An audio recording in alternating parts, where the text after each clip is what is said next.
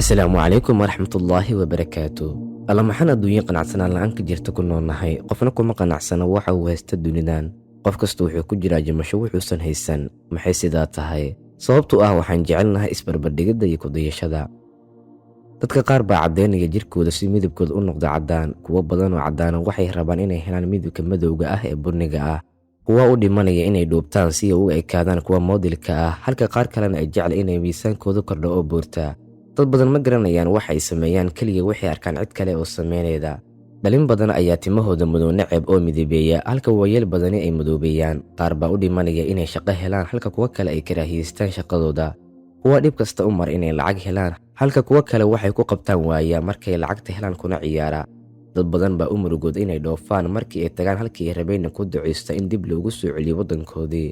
isbarbardhigidda iyo kudayashadu waa cudur. miyaysan ahayn wakhtigii aan joojin lahayn arrinka, kuna farxi lahayn waxaan nahay iyo waxaan haysanno? ogow, si kastoo u shaqeedo ama u dadaasho, waxaa jira dad kaa hanti badan, dad kaa qurux badan, waxaa jira kan kaa liitaa iyo kan kaa dhibaato badan. ha isbarbardhigin cidna. naftaada ha barbardhigin naf kale, mushaarkaaga mushaar kale, carruurtaada carruur kale, gurigaaga guri kale, gaarigaaga gaari kale, moobilkaaga mid kale.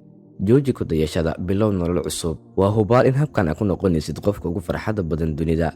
had iyo jeer xasuuso, waxa ugu adeeg adduunka waa inaad isku daydo inaad noqoto qof aadan ahayn. aamin, waxa ugu fudud adduunka oo aad samayn karto waa in qofka aad tahay ahaatid, kuna faraxsano waxa aad tahay iyo noloshaada dhabta ah. waxaa jira sababoo Allah subxaanahu watacaala kaaga dhigay sida aad tahay, kuna siiyo waxa aad haysato. xusuusnow, isbarbardhigidda waxay waxyeelaysaa xiriirka kala dhexeeya naftaada, kan dadka kale, iyo tan ugu muhiimsanaya xiriirka alla weyne subxaanahu watacaala. waxay kaa dhigtaa mid aan ka mahad celin nimcada alle subxaanahu watacaala kugu manaystay.